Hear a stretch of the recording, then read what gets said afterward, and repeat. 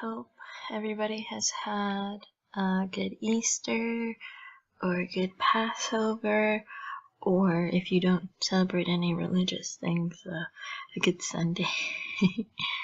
I know I finally, after many weeks of being busy, I finally got to have a day all to myself to just relax and do chores.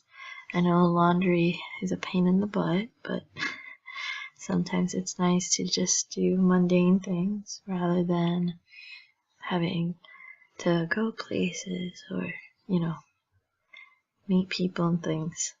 I'm a bit of a homebody, and as my best friend and I like to call it, we are bed potatoes because we just like to sit in bed and watch Netflix or YouTube. Anywho, I hope all of you guys have had nice, relaxing Sundays as well. And I've been feeling a little under the weather lately, sadly, but hopefully doing a video tonight will boost up some of my spirits. Also, I hope you guys have been enjoying the videos. I'm going to try out a couple of tricks tonight to better the audio. And yeah, anywho, let's get to the fun part of the video. My favorite part. So I have my big Grimm's Brothers book here.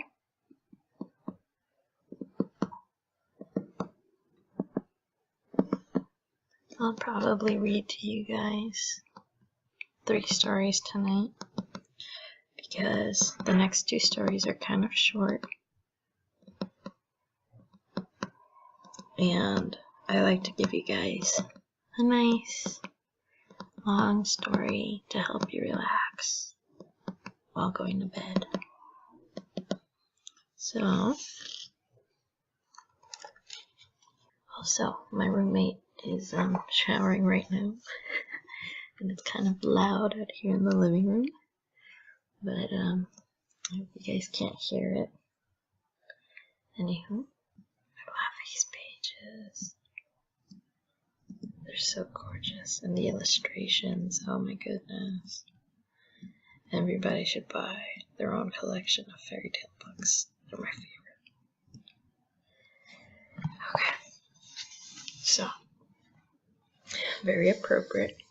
The first story is Sharing Joy and Sorrow. So, once upon a time, there once was a tailor who was a quarrelsome fellow, and his wife, who was good, industrious, and pious, never could please him. Whatever she did, he was not satisfied, but grumbled and scowled, and knocked her about and beat her. Oh, goodness. As the authorities at last heard of it, they had him summoned and put in prison in order to make him better. He was kept for a while on bread and water, and then set free again. He was forced, however, to promise not to beat his wife any more, but to live with her in peace and share joy and sorrow with her, as married people ought to do. All went on well for a time, but then he fell into his old ways, and was sorely quarrelsome. And because he dared not beat her, he would seize her by the hair and tear it out. The woman escaped from him and sprang out into the yard, but he ran after her with his yard measure and scissors, and chased her about, and threw the yard measure and scissors at her, whatever else came in his way. When he hit her, he laughed, and when he missed her, he stormed and swore. This went on so long that the neighbors came to the wife's assistance. The tailor was again summoned before the magistrates and reminded of his promise. "Dear gentlemen," said he, "I have kept my word. I have not beaten her, but have shared joy and sorrow with her." "How can that be," said the judge, "when she continually brings such heavy complaints against you?" "I have not beaten her, but just because she looked so strange, I wanted to comb her hair with my hand. She, however, got away from me, and left me quite spitefully. Then I hurried after her, and in order to bring her back to her duty, I threw at her as well-meant admonition whatever came readily to hand. I have shared joy and sorrow with her also, for whenever I hit her I was full of joy, and she of sorrow, and if I missed her, then she was joy, and I was sorry. The judges were not satisfied with this answer, but gave him the reward he deserved. Okay, that's terrible. I'm sorry, everybody. I should have read that story before reading it to you guys. I really hope the next one's not as terrible as that. Okay. Next. The Nail. Oh my goodness, these Grimm brothers. So, once upon a time, a merchant had done good business at the fair. He had sold his wares and lined his money bags with gold and silver. Then he wanted to travel homewards and be in his own house before nightfall. So he packed his trunk with the money on his horse and rode away. At noon he rested in a town, and when he wanted to go farther, the stable boy brought out his horse and said, "A nail is wanting, sir, in the shoe of its left hind foot." "Let it be wanting," answered the merchant.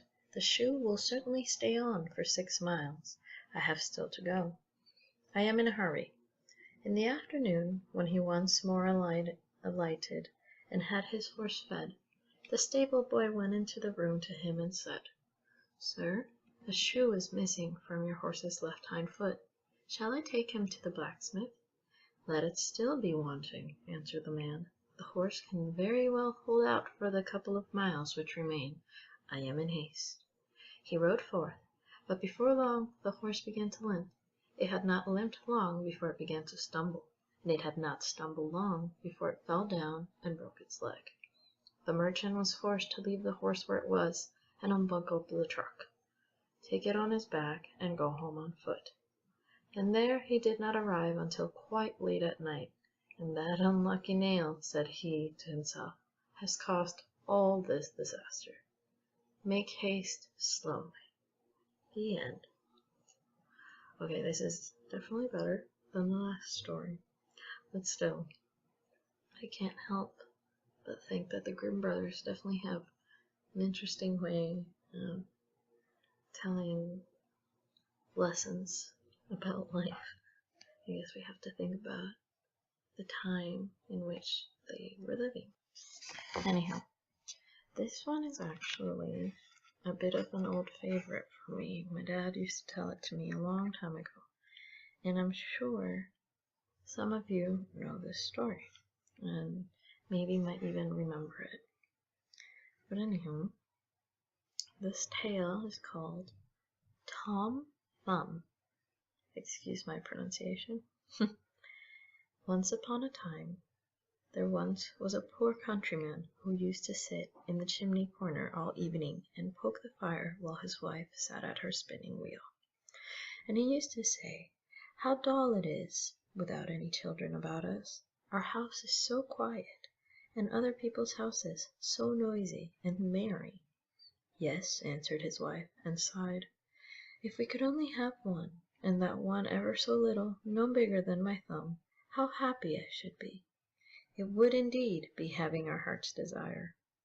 Now it happened that after a while the woman had a child who was perfect in all his limbs, but no bigger than a thumb. Then the parents said, "He is just what we wished for, and we love him very much." And they named him according to his stature, Tom Thumb. And though they gave him plenty of nourishment, he grew no bigger, but remained exactly the same size as when he was first born. And he had very good faculties, and was very quick and prudent, so that all he did prospered. One day his father made ready to go into the forest to cut wood, and he said, as if to himself, "Now, I wish there was someone to bring the cart to me." "Oh, father," cried Tom Thumb, "if I can bring the cart, let me alone for that, and in proper time too." Then the father laughed and said, "How will you manage that? You are much too little to hold the reins." "That has nothing to do with it, father. While my mother goes on with her spinning, I will sit in the horse's ear and tell him where to go." "Well," answered the father, "we will try it for once." When it was time to set off, the mother went on spinning, after setting Tom Thumb in the horse's ear, and so he drove, crying, "Gee up! Gee woo!" So the horse went on quiet, as if his master was driving him, and drew the wagon along the right road to the wood. Now it happened just as they turned a corner, and the little fellow was calling out, "Gee up!" and two strange men passed by. "Look," said one of them, "how is this? There goes a wagon, and the driver is calling to the horse, and yet he is nowhere to be seen." "It is very strange," said the other. "We will follow the wagon and see where it belongs." And the wagon went right through the forest, up to the palace where the wood had been hewed. When Tom Thumb caught sight of his father, he cried out, "Look, father, here I am with the wagon. Now take me down." The father held the horse with his left hand, and with the right he lifted down his little son out of the horse's ear, and Tom Thumb sat down on a stump, all happy and content. When the two strangers saw him, they were struck dumb with wonder. At last, one of them, taking the other aside, said to him, "Look here, the little chap would make our fortune if we were to show him in the town for money. Suppose we buy him?" So they went up to the woodcutter and said, "Sell the little man to us. We will take care he shall come to no harm." "No," answered the father, "he is the apple of my eye, and not for all the money in the world would I sell him." But Tom Thumb, when he heard what was going on, climbed up by his father's coat tails, and perching himself on his shoulder, he whispered in his ear, "Father, you might as well let me go. I will soon come back again." Then the father gave him up to the two men for a large piece of money. They asked him where he would like to sit. "Oh, put me on the brim of your hat," said he. "There I can walk about and view the country, and be in no danger of falling off." So they did as he wished, and when Tom Thumb had taken leave of his father, they set off all together. And they traveled on until it grew dusk, and the little fellow asked to be set down a little while for a change. And after some difficulties they consented. So the man took him down from his hat, and sat him in a field by the roadside, and he ran away directly, and after creeping about among the furrows, he slipped suddenly into a mouse hole, just what he was looking for. "Good evening, my masters. You can go home without me," cried he to them, laughing. They ran up and felt about with their sticks in the mouse hole, but in vain. Tom Thumb crept farther and farther in, and as if it was growing darker, they had to make the best of their way home, full of vexation and with empty purses. When Tom Thumb found they were gone, he crept out of his hiding place underground. "It is dangerous work, groping about these holes in the darkness," said he. "I might hastily break my neck." But by good fortune he came upon an empty snail shell. "That's all right," said he. "Now I can get safely through the night," and he settled himself down in it. Before he had time to get to sleep, he heard two men pass by, and one was saying to the other, "How can we manage to get hold of the rich parson's gold and silver?" "I can tell you how," cried Tom Thumb. "How is this?" said one of the thieves, quite frightened. "I hear someone speak." So they stood still and listened, and Tom Thumb spoke again. "Take me with you. I will show you how to do it." "Where are you, then?" asked they. "Look about on the ground and notice where the voice comes from," answered he. At last they found him and lifted him up. "You little elf," said they, "how can you help us?" "Look here," answered he. "I can easily creep up between the iron bars of the person's room and hand out to you whatever you would like to have."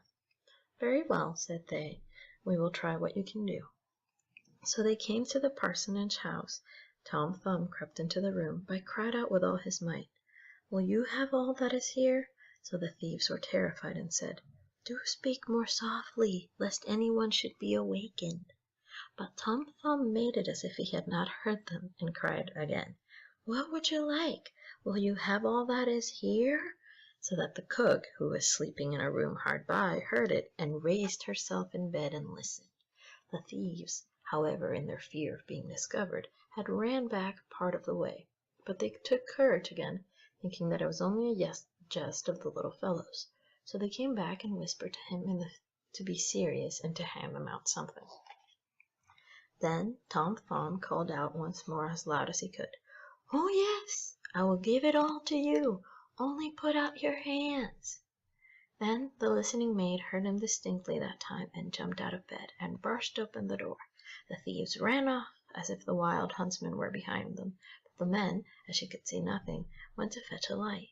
And when she came back with one, Tom Thumb had taken himself off, without being seen by her, into the barn, and the maid, when she had looked in every hole and corner and found nothing, went back to bed at last, and thought that she must have been dreaming with her eyes and ears open.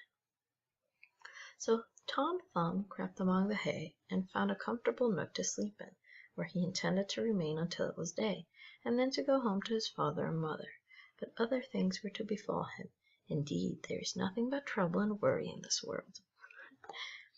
The maid got up at dawn of day, to feed the cows. The first place she went to was the barn, where she took off an armful of hay, and it happened to be the very heap in which Tom Thumb lay asleep, and he was so fast asleep that he was aware of nothing, and never waked until he was in the mouth of the cow, who had taken him up with the hay. "Oh dear!" cried he, "how is it that I have got into a mill?" But he soon found out where he was, and he had to be very careful not to get between the cow's teeth, and at last he had to descend into the cow's stomach. Ew! "The windows were forgotten when this little room was built," said he, "and the sunshine cannot get in. There is no light to be had." His quarters were in every way unpleasant to him, and what was the worst, new hay was constantly coming in, and the space was being filled up. At last he cried out in his extremity as loud as he could, "No more hay for me! No more hay for me!" The maid was then milking the cow, and as she heard a voice, but could see no one, as it was that the same voice that she had heard in the night, she was so frightened that she fell off her stool and spilt the milk. Then she ran in great haste to her master, crying, "Oh, master dear, the cow spoke." "You must be crazy," answered the master, and he went himself to the cow house to see what was the matter. No sooner had he put his foot inside the door than Tom Thumb cried out again, "No more hay for me! No more hay for me!" Then the parson himself was frightened, supposing that a bad spirit had entered the cow, and he ordered her to be put to death. Oh goodness! So she was killed, but the stomach where Tom Thumb was lying was thrown up upon a dunghill. Tom Thumb had great trouble to work his way out of it, and he had just made a big space enough for his head to go through, when a new misfortune happened. A hungry wolf ran up and swallowed the whole stomach at one gulp. Just nothing's going out right now. As we go on. But Tom Thumb did not lose courage. "Perhaps," thought he, "the wolf will listen to reason," and he cried out from the inside of the wolf, "My dear wolf, I can tell you where to get a splendid meal." "Where is it to be had?" asked the wolf. "In such and such a house, and you must creep into it through the drain, and there you will find cakes and bacon and broth, as much as you can eat." And he described to him his father's house. The wolf needed not be told twice. He squeezed himself through the drain in the night, and feasted in the storeroom to his heart's content. When at last he was satisfied, he wanted to go away again, but he had become so big that to creep the same way back was impossible. This Tom Thumb had reckoned upon, and began to make a terrible din inside the wolf, crying and calling as loud as he could. "Will you be quiet?" said the wolf. "You wake the folks up." "Look here," cried the little man, "you are very well satisfied, and now I will do something for my own enjoyment," and began again to make all the noise he could. At last the father and mother were awakened, and they ran to the room door and peeped through the chink, and when they saw a wolf in occupation they ran and fetched weapons, the man an axe and the woman a scythe. Oh, awesome! "Stay behind," said the man, as they entered the room. "When I have given him a blow, and it does not seem to have killed him, then you must cut at him with your scythe." Then Tom Thumb heard his father's voice and cried, "Dear father, I am here and the wolf's inside." Then the father called out full of joy, "Thank heaven that we have found our dear child," and told his wife to keep the scythe out of the way, lest Tom Thumb should be hurt with it. Then he drew near and struck the wolf such a blow on the head that he fell down dead, and then he fetched a knife and a pair of scissors, slit up the wolf's body, and let out the little fellow. "Oh, what anxiety we have felt about you," said the father. "Yes, father, I have seen a good deal of the world, and I am very glad to breathe fresh air again." "And where have you been all this time?" asked his father. "Oh, I have been in a mouse hole and in a snail shell, in a cow's stomach and a wolf's inside. Now I think I will stay home." "And we will not part with you for all the kingdoms of the world," cried the parents, and they kissed and hugged their little Tom Thumb, and they gave him something to eat and drink, and a new suit of clothes, as his old ones were soiled with travel. The end. So, ooh, that's going to be interesting. For the next reading, it's going to be Tom Thumb's Travels. I didn't know. It kept going. Anywho, that's actually the end for tonight, everybody. I hope you enjoy these stories, and I hope they remind you of those times when you were little and your mom or dad would sit next to you and read you stories. Also, if you let your little ones listen to these, please let me know what you think and if it helps them go to sleep at night, because I'm really hoping that this is a great way to get families to read together and listen to stories together again. It's always been something that's so dear and near to my heart. Anywho, everybody have a good night, and I will see you next time. Sweet dreams, my love.